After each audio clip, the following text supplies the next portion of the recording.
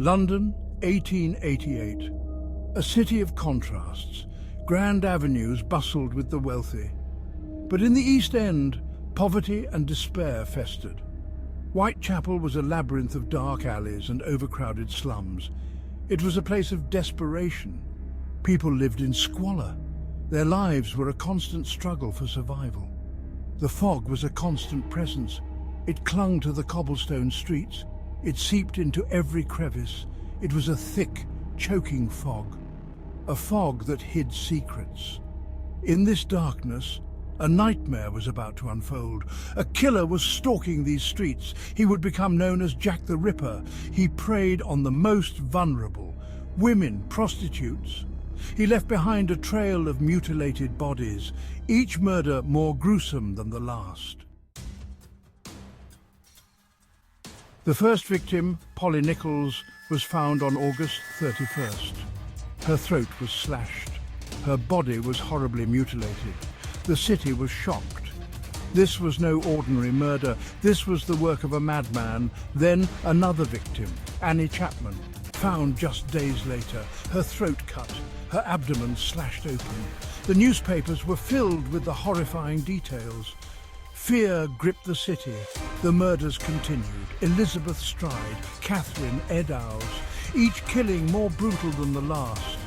The Ripper seemed unstoppable. He taunted the police with letters. He signed them Jack the Ripper. 5 victims, all murdered within a few streets of each other, all killed with the same savage brutality. The city of London was held captive by terror. Fear spread like wildfire, consuming the city. Women were afraid to walk alone at night, gripped by terror. The police were baffled. They had no leads, no suspects to follow. The pressure mounted with each new victim, increasing the tension. Rumours swirled, whispers of a demon stalking the streets at night. Some blamed a madman, others a vengeful spirit seeking revenge. The newspapers fueled the hysteria with sensationalized headlines and stories. The Whitechapel Vigilance Committee, a group of citizens, patrolled the streets tirelessly. They were determined to catch the killer, no matter the cost. But Jack the Ripper always seemed to be one step ahead, elusive. The murders stopped as suddenly as they began, leaving questions. But the fear lingered. The shadow of Jack the Ripper still hung over London, haunting its streets.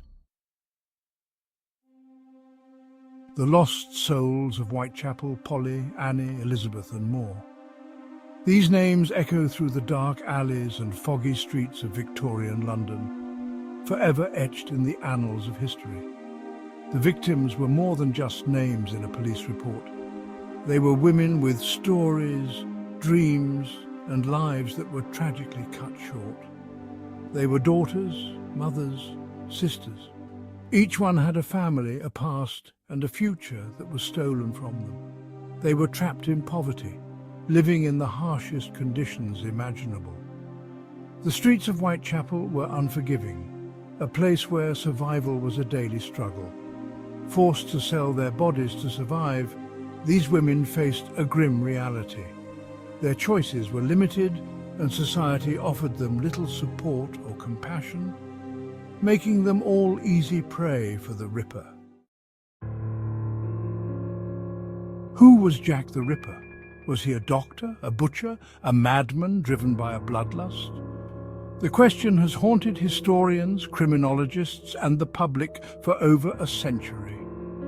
Each theory brings with it a new perspective on the man behind the myth. Over a century later, his identity remains a mystery. Theories abound. Some suggest he was a deranged individual, while others believe he was a calculated killer with a specific agenda. The lack of definitive evidence has only fueled the fire of speculation. Some believe he was a skilled surgeon. His knowledge of anatomy was evident in the mutilations. The precision with which he removed organs suggested a professional hand, someone who knew exactly what they were doing. Others point to his apparent familiarity with the human body. Perhaps he was a butcher or a slaughterhouse worker. The brutal nature of the killings could indicate someone accustomed to blood and gore, someone who could blend into the working-class neighborhoods of Whitechapel. Some suspect a conspiracy. Could he have been a man of high social standing? The idea that Jack the Ripper was an aristocrat or someone with influence has intrigued many. It raises the question of whether his crimes were covered up to avoid scandal, protecting the reputation of the elite. Someone whose crimes were covered up to avoid scandal. The lack of concrete evidence fuels these theories. The police at the time were under immense pressure, and some believe they may have intentionally or unintentionally overlooked crucial clues. Despite countless investigations, amateur sleuths, and endless speculation, Jack the Ripper remains an enigma. Modern technology and forensic science have yet to provide a definitive answer, leaving the case open to interpretation and debate. He is a ghost story whispered in the darkest corners of history. A figure who embodies the fears and mysteries of the Victorian era, and whose legend continues to captivate and terrify. The story of Jack the Ripper is not just about the murders, but about the enduring human fascination with the unknown. He became a symbol of the dark side of human nature, a figure that embodies the depths of human depravity and the terror that can arise from it. A reminder that even in the heart of civilization, evil can lurk.